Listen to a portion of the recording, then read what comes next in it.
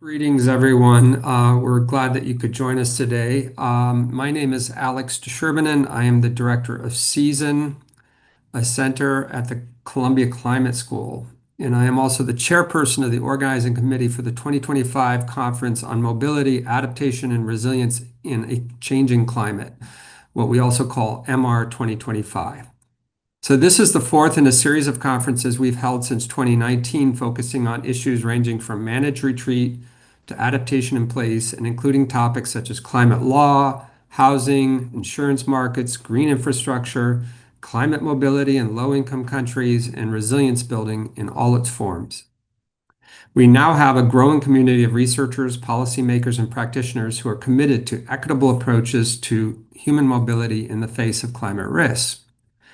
This year's conference will be held next Monday through Wednesday, June 16th through 18th at Columbia University. There's also a virtual option for those who would like to participate online.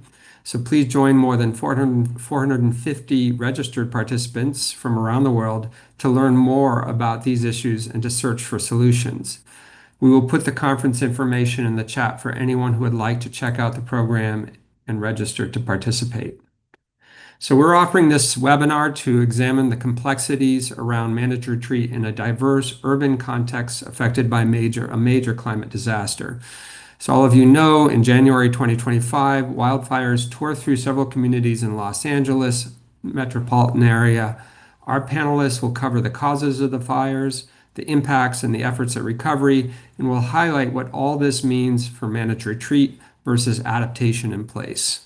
I'm very pleased to introduce Jonathan Surrey, who's going to be the moderator as well as a panelist in today's webinar. He's a senior staff associate for the National Center for Disaster Preparedness, or NCDP. At NCDP, he contributes to a broad disaster research portfolio, including hazards mapping, rural preparedness, mental health and psychosocial support, community coalition building, and child-focused community resilience. We also are pleased to introduce Lily Bui, who is a panelist and is Director of Climate and Disaster Preparedness and Resilience at SoCal Grantmakers and founding member of the LA Wildfire Recovery Funders Collaborative, an emergent cross-sector coalition of local recovery philanthropic fund managers, government agencies, academia, and nonprofit partners responding to the devastating wildfires in Southern California. Next up is Kristen Marcel. She's a panelist and director of the CLIM Migration Network. She has more than 16 years of experience managing assistance programs that build the collaborative capacity for partners to innovate on technical, funding, outreach, leadership development, and decision support challenges in the field of climate adaptation. Last but not least, we have Lisa Dale, who is the director of the MA program in Climate and Society at the Columbia Climate School. She's trained as a political scientist. Her research on environmental policy focuses on climate change adaptation in two distinct settings.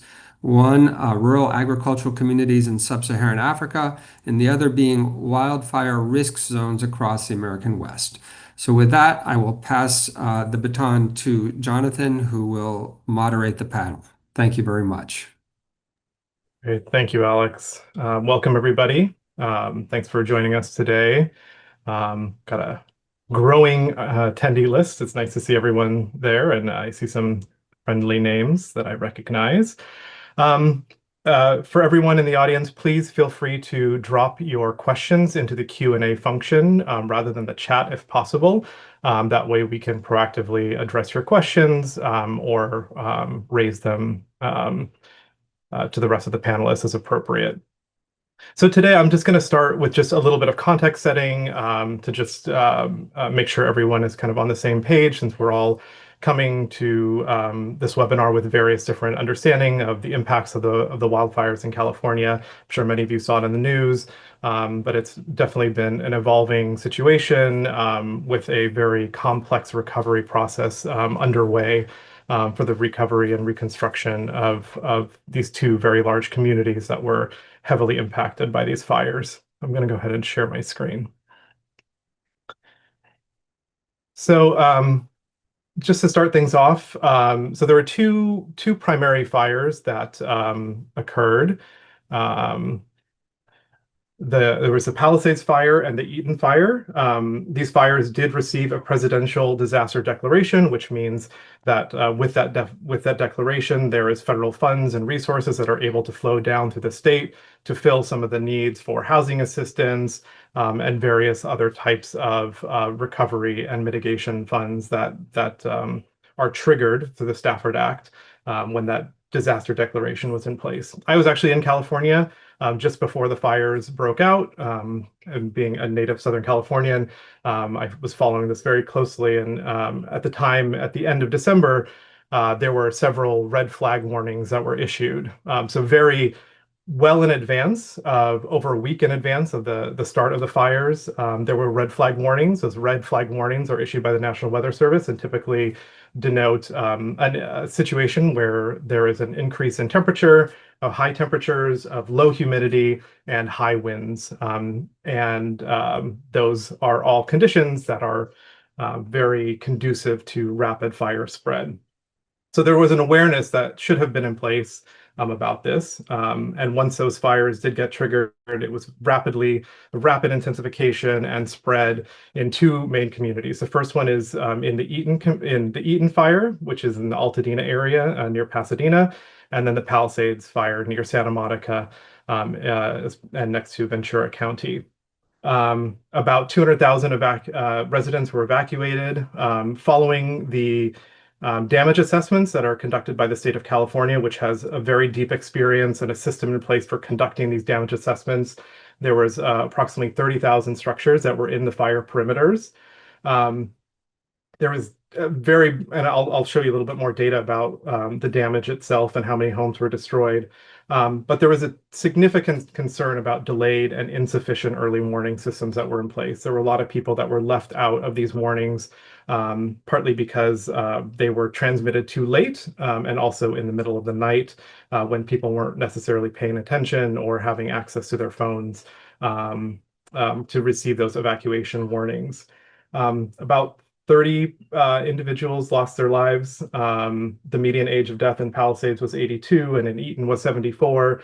It's estimated that the total property and capital losses are somewhere between 76 billion and 131 billion, and the insured losses of up to 45 billion. There were 28 deaths, and 17 of which were in Altadena.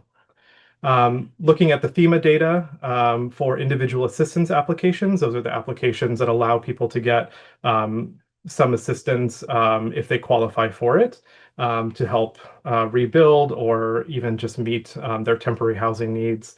There were over 128,000 applications for individual assistance, of which only 28,000 were actually eligible. And you'll see that number is very closely related to the number of structures or parcels that were impacted.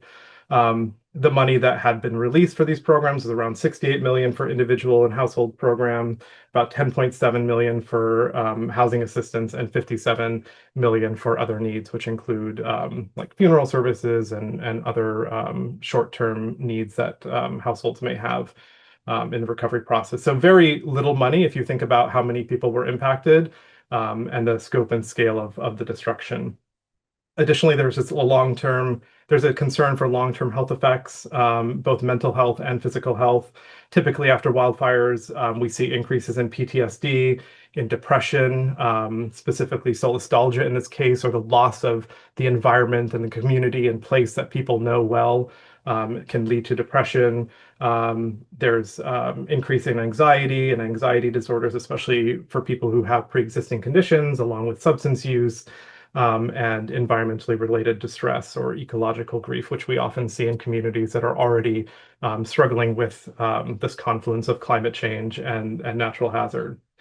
And then the other component of the health is just the concern about physical health and the exposure to toxins that were released during the firefighting efforts, as well as the toxins that were released from the homes themselves, from the building materials that they were constructed with. It's just a very, very complicated, complex mix of environmental exposures. Um, In the Eaton Fire, we're specifically looking at the wildfire perimeter here. There were about 12,000 structures that were affected here, and about 56% of those were destroyed. So they're total and complete losses, with um, a smaller number of major and then a large chunk that were not directly affected, but still may have to undergo remediation to remove smoke and those contaminants. The Palisades Fire, this is the one near Santa Monica in the near the Santa Monica Mountains. This one had about 18,000 structures that were affected, and about 51% of them were destroyed. We have a very different profile of the community, a community profile in each of these locations. When we look at something like CDC's Social Vulnerability Index, which characterizes a number of themes that help us understand how a community might be more vulnerable, it does not explain everything, but it explains some factors that have been correlated with recovery and ability for communities to bounce back after disasters. We see that the Palisades Fire was the lowest quartile of social vulnerability. So it was less socially vulnerable. And this was considered one of the more wealthy areas that was affected, where there was a lot of custom-built homes, newer housing stock, and definitely just a higher socioeconomic status of the community. In Eaton, we see a very different picture, particularly along the west side, where you'll see this is where much of the damage occurred and much of the destroyed homes occurred, encroaching on an area that had a very high social vulnerability in that top quartile of vulnerability. And so the profiles of the communities are very, very different.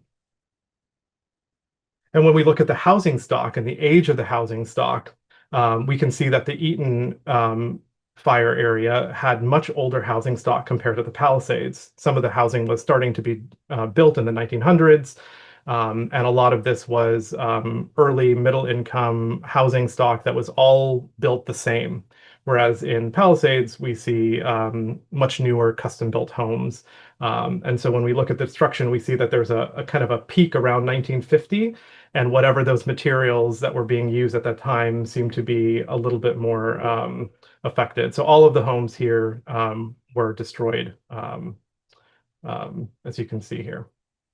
When we look at roof materials, just as an example, what you see here is in the blue, it's the Palisades Fire. In the pink, it's the Eaton Fire.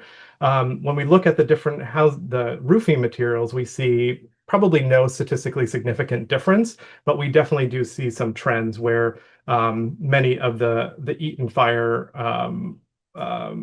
homes were destroyed at a higher rate than those in Palisades. So we're really seeing very different profiles here. And this certainly requires a little bit more digging into what those predisposing factors were to what led to these homes being destroyed. And it also highlights just the effect that the entire community has and how those embers may travel and ignite homes across an entire community, even if there are some various different building practices. And I'm sure our panelists will talk a little bit more about that. And on top of that, now we have cascading events. So once there is a main event, main disaster event, there may be a follow-up event. We see this often after hurricanes when we see landslides. And in the case of wildfires, we see mudslides and landslides. And these are just some examples of the very high risk of debris flow after these fires. So that cascading effect that can happen in these types of events after wildfires. So just a little bit of that context setting. I'll share a couple more slides a little bit later. But with that, let us go to Lily. Thank you so much for level setting, Jonathan. If I seem somber, I apologize in advance. We've been in this since day one on January 7th. And speaking of cascading effects, if you're following what's happening on the ground in LA, there have been some recent protests that have broken out against the ICE raids that have happened in Los Angeles County. And those of us who have been working to distribute resources to more vulnerable communities have had those efforts stalled with this recent disruption. So it's been a little bit of a Groundhog Day. And so I come into this conversation as someone who is currently situated in philanthropy, but I've spent many years as a hazards and disaster researcher. I was previously at the National Disaster Preparedness Training Center, and then before that at the Pacific Disaster Center. So this is definitely something that feels different when you are doing this work from a subject position of being an insider as a Southern California native, as opposed to researching this as an outsider looking in other communities around the world. And so these two maps I won't go too deeply in. Jonathan, I think you did such a great job of level setting and just giving the overall context. This slide simply was to convey the transition between wildland to wildland urban interface to urban and the Ruben, 1 second. positionality of Can you developed sorry, Ruben, areas. can you make sure you share a screen? I don't know if we Oh, can. sorry, I thought I was sharing Oh, my. yes, we're sharing. My bad. Sorry. Yep, got it. I can see it. Okay, great. Great, great. Okay. Yeah. And so the transition from wildland to WUI to urban. And so the main thing to note here is that most of the structures that were either damaged or destroyed are residential and commercial properties, and that was the majority of the damage. And typically in wildfires, this is what causes them to be so costly. So on the right side, you see a graph that depicts how much the average FEMA Individual Households Program Award was between 2015 and 2024. Wildfires outperform the cost of all other types of disasters, including hurricanes, as another metric. And so this is one of the reasons why wildfires end up becoming so complex and costly in the long term when communities are trying to recover. I know we've been looking at a lot of statistics, but it's important to give that ground level view of what that damage looks like. This was from a site visit to Altadena in February.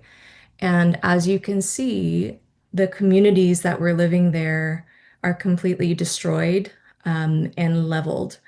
And there are lots of signs, one of which was at Metropolitan Baptist Church, that say Altadena is not for sale.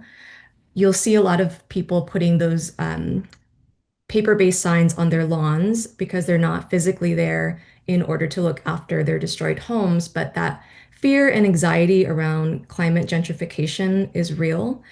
And for those of you who are not familiar with this community in particular, Altadena is an unincorporated part of Los Angeles County. And so it has a very different governance structure. It does not have a mayor. It does have a town council that can make recommendations to one of the board of supervisors to write policy, but it doesn't have the same governance and representation as surrounding areas in Pasadena.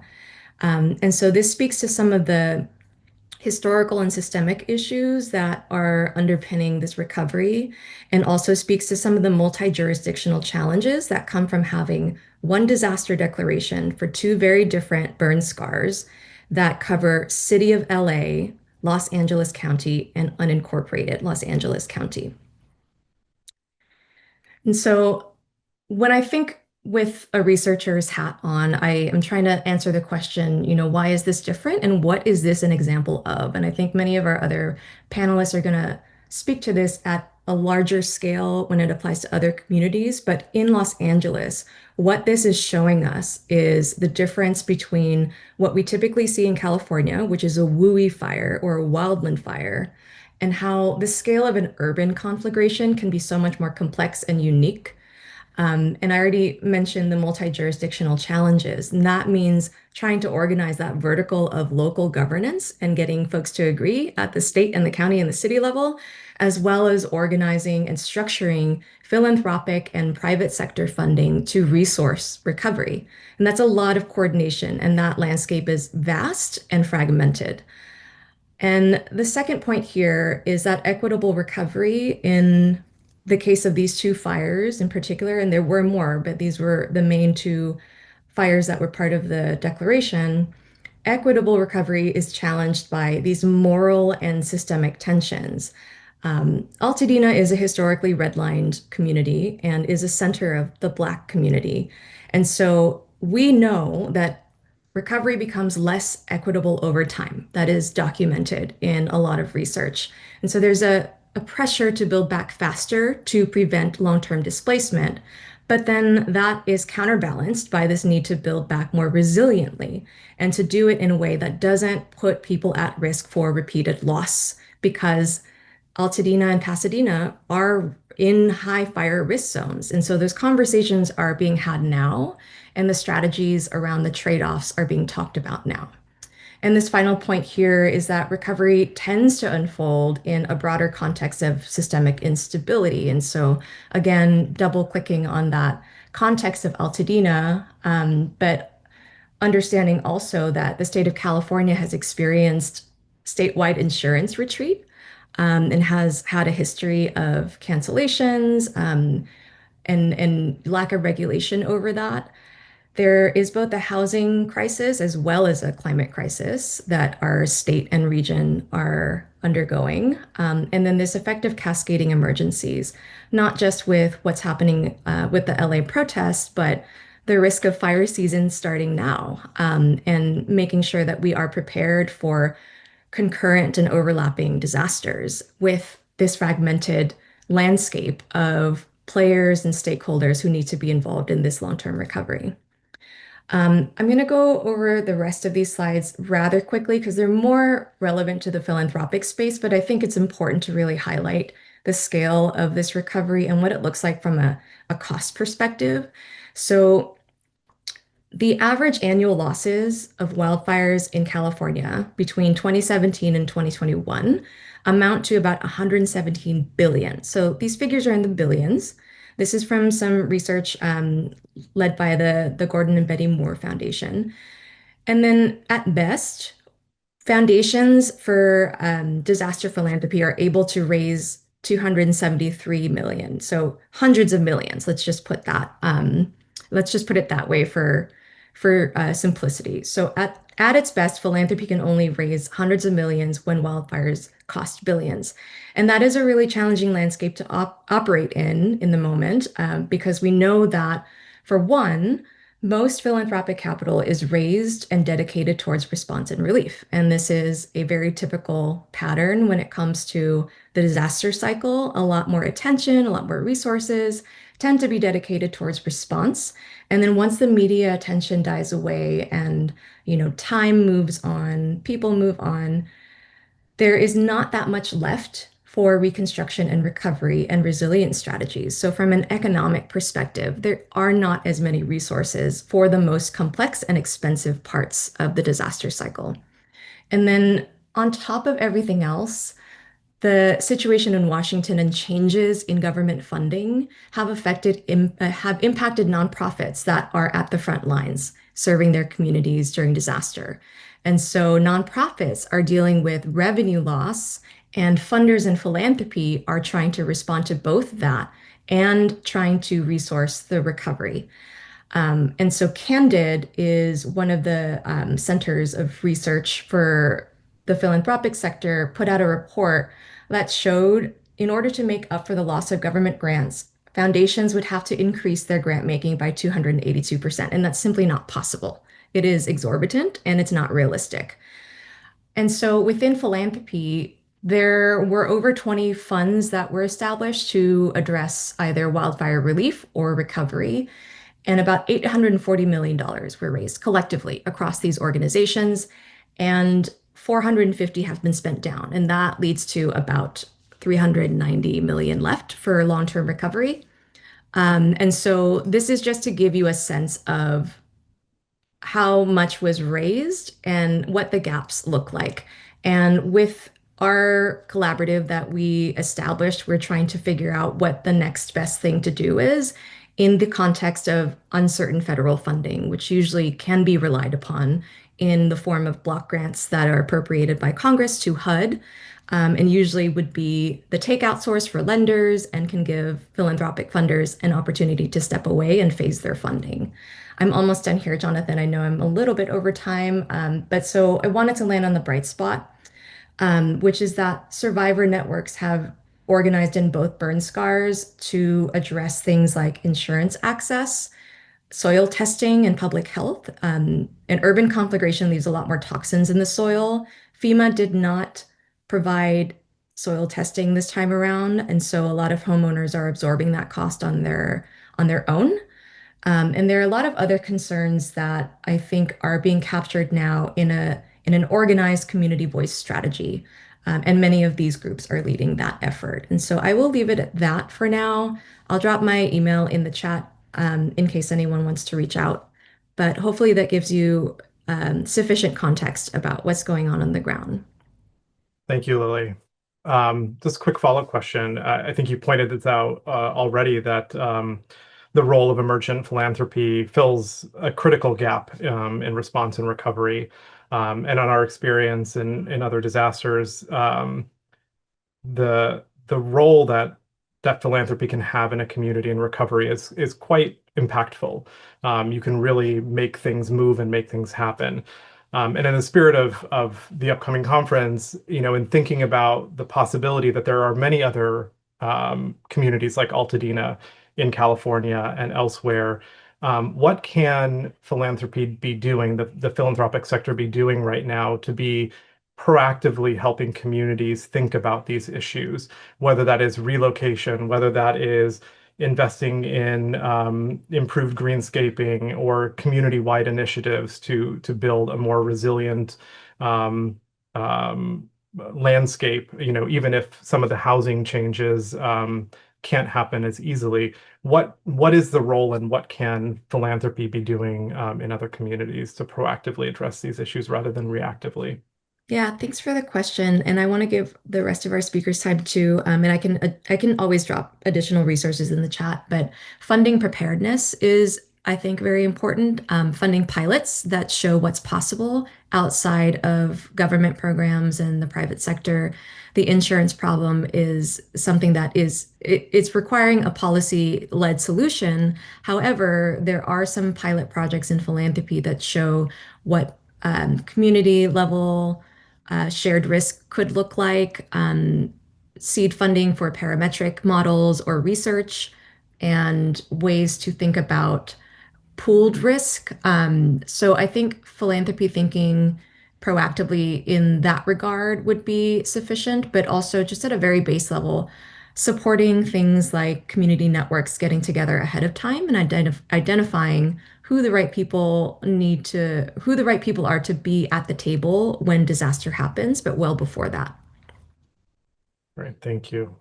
Well, I think the topic of insurance is a perfect segue into Lisa's presentation, so we'll hand it over to Lisa now. Thanks, Lily. Hi there. Let me get this set. Are you seeing my screen? It's not in presenter mode yet, but How's that look? that's in the mode, speaker mode, so you need to Oh, I don't switch want it. to do that. Sorry. For this, I knew this was gonna happen. Let me go there. If you How's that? go to the upper corner, there's a switch. How's that? That looks perfect. Good. Okay, terrific. Thanks for your patience. Okay, great. So hi there, I'm Lisa Dale. Thanks, Lily, for a really interesting talk, and Jonathan, thanks for teeing up this issue and sort of what happened in LA. So I'm here to share some research on wildfire and insurance. And the project was much broader than just the LA fires, but the LA fires do a really nice job of sort of teeing up the value of this research and the issues that we're facing. So these two fires in 2025, some of this data has already been shared. Acres burned, lives lost. These were the most expensive wildfires in history. So these are really quite exceptional case, and you can see it's not even close, right? How expensive these fires were. And yet, within these costs, we immediately know that less than a quarter of the households that were destroyed were insured.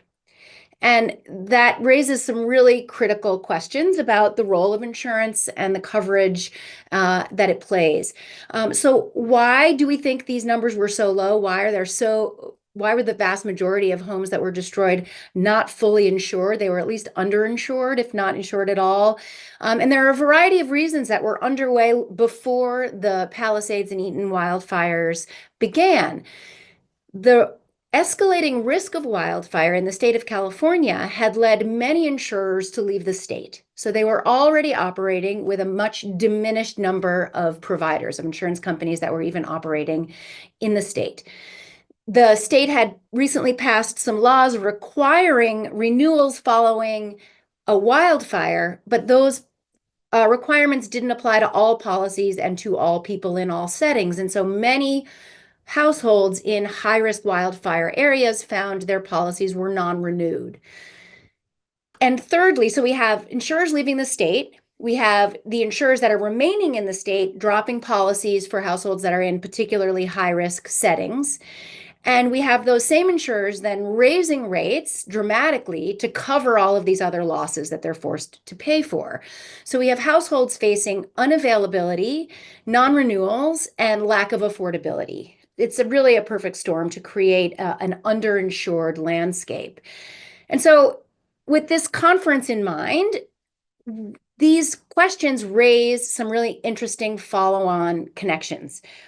Is it true that being underinsured across the landscape at the scale that we're talking about here in California really functions as a driver of climate migration? Are people moving and relocating and making housing decisions based, at least in part, on whether or not they can get insurance and where insurance might be available? So we can ask these questions even more broadly to think about the role of housing and security of housing, and thinking about the role of insurance in providing that security of housing. And so insecure housing certainly correlates with unmanaged retreat, right? And so trying to get deeper into this, into the wildfire and insurance question is where we'll go next. So let me back out a little bit of the LA setting and just talk about this sort of more broadly. So across the US, 62% of homes have a mortgage, meaning the bank owns the property and the homeowner is paying a mortgage to the bank. This matters because mortgage homes are the ones that most often require insurance coverage.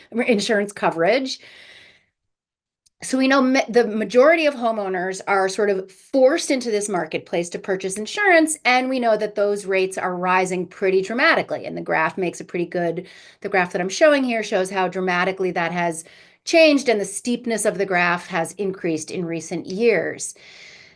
What's causing these rising insurance costs? Wildfire is the fastest growing hazard. So at least in the American West, which is the area that I study, we know that these escalating risks from wildfire are major contributors to these escalating premium costs for insurance. We also know this is a current and rapidly worsening situation. 9 of the 10 most damaging wildfires were in the last 8 years. So we know that this is really ramping up. The result of this is that the vast majority of Americans nationwide are at least underinsured, if not uninsured entirely. And the consequences of this vast amount of underinsurance are many, including real delays in rebuilding. And we just heard a lot about that from Lily, and the gaps in funding availability as people are recovering from major fire events. In turn, that means increased reliance on public funds. And we also heard from Lily about what some of the political challenges are, especially lately, regarding accessing those funds. We know that in its worst scenario, cities and towns where there's vast underinsurance coverage, the result can actually dent municipal bond ratings as we begin to see tax revenues drop as a function of this underinsure. And then again, we conclude with this question, right? Does this mean those households are more likely to relocate, to resettle, to find a place where they can afford insurance? So how do we insure homes? Today, most homes are insured with a traditional indemnity policy. And here's how that works. So an indemnity insurance policy, most of us are familiar with this. The payout is based on the value of the home. So your home is insured based on its value, right? The insurance company will come and look at your house, estimate the value of your home, and that's your coverage. The policy will also specify which hazards, which perils are covered by your policy. For example, it may cover floods or it may not cover floods, sort of famously may not include flood coverage, may cover earthquakes, may cover fire, and may or may not specify a difference between a structure fire and a wildfire. And sometimes that can also cause trouble at households trying to get reimbursed. In some policies, in some cases, especially sort of famously flood insurance in the Northeast, in the Southeast, but some insurance policies even across the West require rebuilding, and that the payout is tied to rebuilding. In some cases in the same location, in some cases with the same materials, and that's also really a limitation. We end up with a foundational tension in the way we provide home insurance in a risk setting. If we follow a risk signal, home insurance will be very expensive in high-risk settings. That may be an accurate signal to the homeowner that you're living in a very risky place. This may be time to think about taking some actions to reduce your risk. And there's a lot of value in thinking about that kind of risk pricing.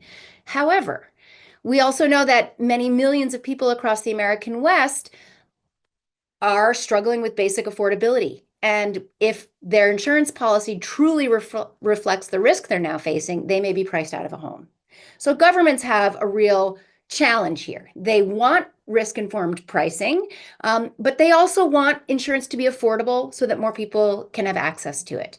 In its worst setting, where we reduce prices so much, usually through government control, state governments can come in and sort of cap prices or limit price increases, limit rate increases, establish all sorts of limitations on how companies can charge premium rates. In the worst scenario, we end up with moral hazard, where a household is living in a very high-risk area and paying very low insurance. There's a real disconnect in that setting between the risk that they are facing and the price of insurance. But the tension persists. There's no easy answer, I think, to this central challenge. And again, this raises the question about climate migration. So with this sort of as the backdrop, the research that I'm going to share at the conference next week, I'm giving you a little spoiler today. This is the next two slides are just a little brief take on the research. I go a lot more deeply into this next week, so I hope to see some of you there.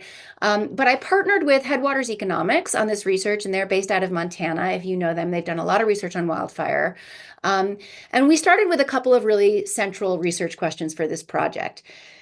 Foundationally, we were looking for solutions to this challenge, and we were wondering what other options might be out there that might provide alternatives from this traditional indemnity model, and would any of those alternatives offer coverage for households in this escalating risk environment, and how could we think about different strategies for insurance coverage?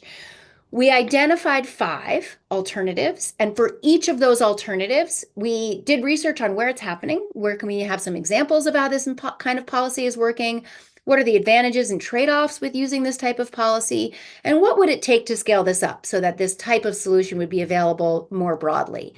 And then the second research question that is relevant, especially for this conference, is, do these different types of insurance policies and these different approaches to gaining coverage have differential impacts on migration patterns? And, spoiler alert, we haven't answered that last question yet. So I'm going to focus my research on the first question and the first subset of questions. And I'm going to very briefly summarize what we found. And then again, next week, I'll go into more detail about how we got there. So the goals for finding these alternatives, I think I've already hinted at these, right? We're looking for alternatives that help people retain coverage, so that where people are getting non-renewals and getting dropped, what other alternatives might they be able to find? What could be done that might potentially result in reduced costs, reduced premium costs? And how could we fill these gaps for underinsured or uninsured households? A fourth goal of this is, a lot of the research demonstrates the success of individual property owners taking mitigation actions on their land, moving the wood pile away from the door, protecting the home ignition zone, changing the material of the roof. Jonathan talked about that in his opening remarks. What kinds of insurance policies could best incentivize homeowners to undertake these types of actions? That's a fourth goal that we were assessing in this research. So we came up with 5 alternatives. I'm going to run through them very briefly. I think I'm almost out of time, but I want to make sure I mention each of them briefly. So the first one we looked at is parametric insurance. This is a very brief graphic showing you how parametric insurance works. It functions using a trigger payment, and results in much faster payouts. There's a lot of advantages to this type of a policy. It is not yet available for wildfire, but there may be opportunities to expand the use of parametric insurance. We looked also at examples of what's called community-based catastrophe insurance, and these are usually organized by an aggregator agency that helps a community as a unit obtain insurance for the entire community. And there's some really interesting examples of where this is being experimented with. We have examples of voluntary certification programs where people who do this voluntary mitigation work on their property can get a certification that they can then share with the insurance company for reduced rates or for access to coverage. We looked at the FAIR plans. These are the insurance plans of last resort. 32 states in the US now have FAIR plans, including California. Here's a graphic showing where in California people are sort of stuck with a FAIR plan. It's really a last resort option. And then the last alternative we looked at is what kind of regulatory reform could be done to the existing indemnity policies that might have better outcomes? Could we do regulation changes? And I'll cut to the chase here. This is my final slide. Here's what we found when we did a really deep dive on these 5 different alternatives and we sort of mapped them against our 4 initial goals. We find none of them do everything, right? It's all trade-offs. I think that's not a huge surprise. And we really conclude that there's tremendous opportunity here. I think we're really in a nascent stage of alternative mechanisms for insurance. We're really quite hooked onto our indemnity model still, and there's a lot of opportunity for innovation and creativity. But at least for now, all of these alternatives are likely to be additive, not replacements. So we're looking at systems where people are layering different kinds of coverage for different types of situations to help buffer them from different components of risk. So it's a pretty interesting landscape, and I look forward to sharing more about this next week. I'll stop there. Thanks. Great. Thank you, Lisa. Very interesting presentation. I think you answered most all of my questions that I had. And I'll maybe come back to another question later, but I want to make sure Kristen has time for her presentation. So Kristen, Great. please go ahead and share your screen. Hi, can you see that okay? Yep. All right. Thank you so much, Jonathan. It's been a real pleasure to hear the other presenters this morning. I'm based in Washington State. I'm the director of something called the Climatologists Network, which is a national network of community and indigenous leaders who are responding to climate displacement locally, and subject matter experts and technical experts who are interested in supporting community-led process to respond to climate displacement. And we're creating collaborative teams that are bringing together folks with lived and learned experience to come up with new models.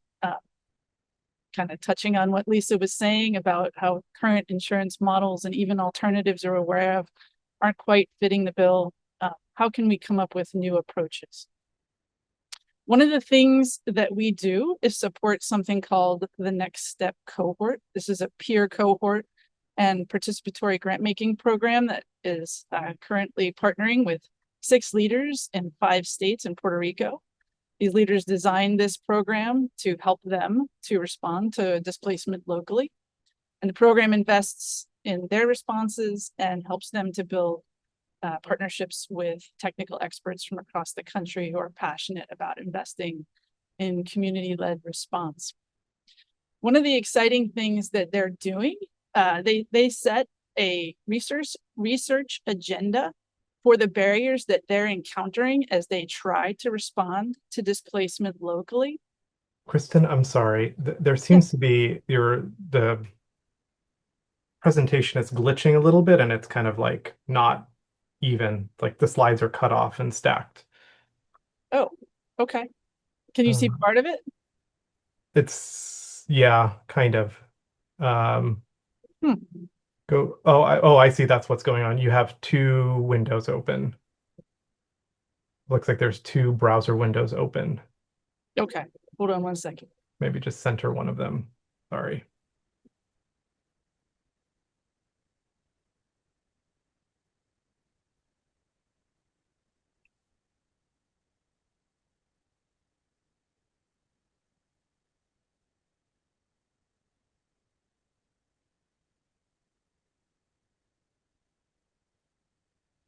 that better? So far, so good. Okay, apologies there. All right, so I guess to continue on, we're very excited about these working groups, and they are becoming collaborative partnerships with network members from around the country, and they are developing direct responses to and next step cohort members who are trying to address displacement locally. Things like approaching needs for community-owned land and housing to address those barriers in the relocation process, addressing buyout processes that can be to make them more supportive for residents who are going through that process, and to think about how to plan for neighborhoods to relocate together as a group. We've been partnering with a group called the Fire Adapted Communities Learning Network, and experts from around the country who are also very well versed in supporting wildfire response and recovery, and trying to understand from them their perspectives on what is needed to support in the wildfire space. We started this partnership with FactNet about a year ago. We've hosted 2 conversations with folks from 6 Western states from all different sectors who are interested in elevating the need to address wildfire displacement. Some of the things that we've heard so far are that participants are highlighting some of the things that Lily shared in her remarks, the lack of clear coordination across the organizations and agencies that are involved. No single entity is kind of coordinating the efforts locally and helping to make sure resources are used efficiently, and we need to address that need. The need for cyclical planning, understanding that communities are probably going to be facing burns on a regular basis, and we need to be thinking about how to ensure that we can not start from scratch every time and build up systems that can support year to year. That there needs to be a workforce that can support wildfire recovery. It needs a specialized workforce that can address the needs and vulnerabilities of a variety of different types of populations. And we need to center community leaders as experts in the process. We need to be able to address some of the challenges you shared, Jonathan, about mental health that can come up in the wildfire space. It's been an enormous impact in Los Angeles, as well as other places that have faced major wildfires. And we need to be able to support all of those needs. And perhaps the most obvious point, the decisions about where and how to spend money need to come from residents themselves and reflect their priorities. We're seeing more recently how quickly instability and political decisions can have a major impact and escalate crises. Cascading emergencies can have huge impacts. We need to be thinking about how to support one another and create community and build on community needs and support systems. The long-term recovery organizations that have been serving as great models in the wildfire space. We need to be building more of those models, and there's a lot we can learn from the wildfire space to apply in the flood context. So we'll be continuing to work with these folks over the course of the rest of this year to identify policies and support systems that we can work on together, address together, leveraging partners from across our network. Thanks so much. Thanks, Kristen. These processes, these kind of transformative processes and participatory methodologies for engaging community members is not an overnight process, right? It takes time, it takes dedication and commitment. And in your experience, how have you been able to get buy-in from government officials, emergency managers, and other key stakeholders to participate in this kind of a process? So we're new to the wildfire space, but I can share some of the experience that our Next Step cohort members have shared with us. They've shared that, we're a very small organization, we're a staff of 2, but being able to partner with us and some of the partners that we work with, like buy-in community planning, which helps communities to gather local data about what residents want and are interested in, or organizations like the Natural Resources Defense Council that are policy experts, having those folks in their back pocket that they can call and reference when they're speaking locally to their local government members really transforms the conversation. Some of the data that organizations like Buy-in Community Planning has been able to generate in partnership with these community-based organizations, when they're able to share that data with local government and say, look, we're seeing here that there are actually a lot of people who are interested in making the option to move. But we need to create the support systems to make that possible. It really transforms the conversation with local government once you have that data. Right. Great. Thank you. Just going to do a quick screen share, then I'm going to pose a couple more questions to the panelists before we wrap up. I think, Lisa, there's a couple questions for you in the meantime. One of the projects that we at NCDP have been working on is looking at pulling together a data set that's looking at climate change projections under different climate change scenarios for the impacts of wildfires in the United States. So I'm just going to show a couple slides from our data set that we have. Just as an example, and there's a link to this new product that you can go to here.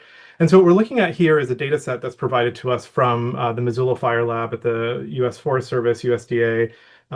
This is a project that they've been working on using RCP 8.5 data to project what wildfire risk might be in the future.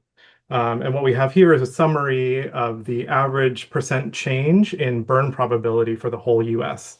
And so following the color scale, we can see on the East Coast, there's a trend toward a decrease in burn probability. But when we look at LA and San Diego and much of Washington and Oregon, as well as the Dakotas, we see some really large potential changes in burn probability in these locations. And when we take a little bit of a deeper look, looking at the present day burn probability compared to the 2047 centered burn probability, there's a little bit of this bivariate map kind of shows what we might anticipate in the future as far as the combination between the baseline burn probability and the percent change. So again, in like Washington and Yakima County area and San Diego, we're seeing both a high percent change in burn probability as well as a high baseline. And then there are other areas like in the Dakotas where we see a lower baseline burn probability, but a large potential increase in burn probability over time. And when you look at the absolute numbers of a place like the Dakotas, the numbers are small.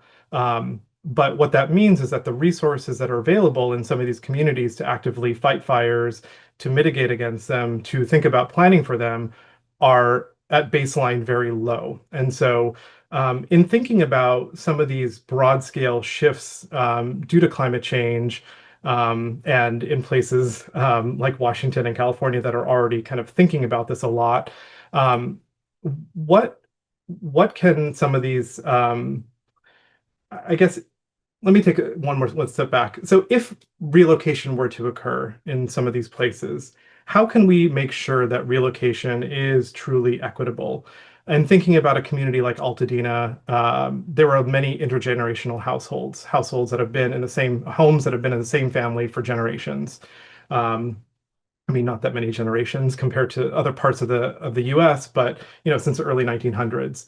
And the sense of place is strong, right? When we remove community members from their communities, they experience root shock. This displacement from the things they know, the things they trust, the things they love. And if we're talking about relocation or managed retreat within this context, how can we make sure that we are handling this equitably, and that if people do choose to leave, that they have the resources to be able to do so?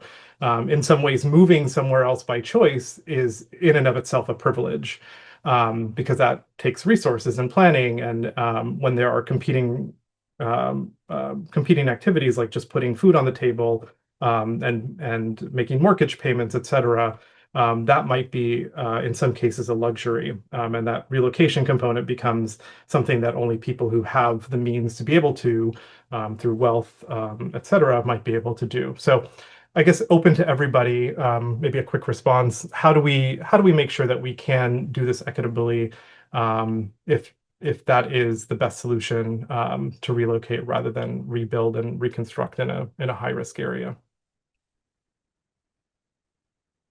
Easy question.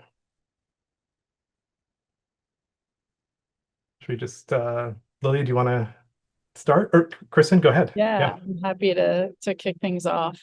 I think one thing is we have to look at the entire journey. You know, it starts with conversation, dialogue, acknowledging local histories and context, and building those relationships. It starts with compensating residents as experts in the design of their own future, and acknowledging them in that process. I think, you know, it's not a quick process to build those relationships with community-based organizations, but we're seeing, you know, I was just at a conference a couple of weeks ago and I was learning about long-term recovery organizations that are doing work in Washington State, and they build those local relationships and it takes years to do it well. And then we have to sustain those. We have to think about how to scale those so that on off years, maybe they're smaller, and on years when they're responding to a major response, there's an influx of cash that can go to directing those responses and that funding where it needs to go. Oh, thank you. I align with a lot of what Kristen has said. And then I also try to be mindful when I'm in spaces like this, not to speak on behalf of others, because local recovery should be led by survivors in an ideal scenario. And so in the Eaton area, there's the Eaton Fire Collaborative, which is meant to be the hub and long-term recovery group that is setting the path for what recovery looks like. And I think we're seeing a really key tension between those who have been displaced and want to return and those who don't have the energy to rebuild. And particularly the senior population has decided to sell. And some of the strategies that mitigate against gentrification, as we've seen it, include land banking. So there is a group called Green Line Housing Foundation that has begun to land bank lots that have been sold by residents who don't want that land to go to private developers, but would prefer that land to live in a trust in order to be sold back to residents who do plan to rebuild and remain. So that's one strategy that we're seeing on the ground. And then in terms of equitable recovery, I think we are still trying to figure out ways to provide security and safety in that process of ushering undocumented individuals and families towards resources during this time, because the things that we would normally direct folks towards, like apply for SBA loans, apply for FEMA assistance, have really gone out the window because people do not want to put their names in databases that could be linked to the government in any way. And so we're seeing pivots towards funding disaster case management that are supplementary. For example, the Boys and Girls Club instead of Catholic Charities, not instead of, but in addition to, I should say. But so all these traditional approaches are being challenged right now with equity in mind because of the current political context. Thanks, Lily. I can jump in with a quick thought on that. And I think what I'm about to say might not be intuitive and might be a bit controversial, which is, how do we ensure sort of equitable outcomes? I had presented this initial tension between risk signals and risk-based pricing versus equity. I actually think it's a false trade-off, even though I'm the one who just introduced it. And I think we are all better served by accurate risk signals. I think that's actually much better for equity long-term because it empowers homeowners to really know what they're up against and understand the range of options available to them. I don't think we actually do anybody any favors by artificially depressing premium prices for insurance, even if we're doing it for the right reasons. Great. Thanks. Um, Wonderful. Okay, I think we've answered and addressed all the questions in the Q&A about community level mitigation and the role of mitigation in insurance. Is that right? Yes, I see that you have responded under the answered section. So great. Well, thank you, panelists. I'm going to hand it back over to Alex to just wrap us up and conclude. But thanks for everyone who attended, and feel free to reach out to any of us with any follow-up questions. Jonathan, thank you so much for doing such a great job of moderating. Thank you to our panelists, Lisa, Dale, Kristen, Marcel, and Lily Bui. This has been an extraordinary panel. It really illustrates the complexities and the challenges in a very different context than a kind of sort of traditional sea level rise or, riparian context of flood risks. So I think you've done a great job of underscoring some of those challenges. So we look forward to seeing as many of you as possible at next week's Managed Retreat Conference. And again, thank you so much to the panelists. Thank you. Thank you for having us.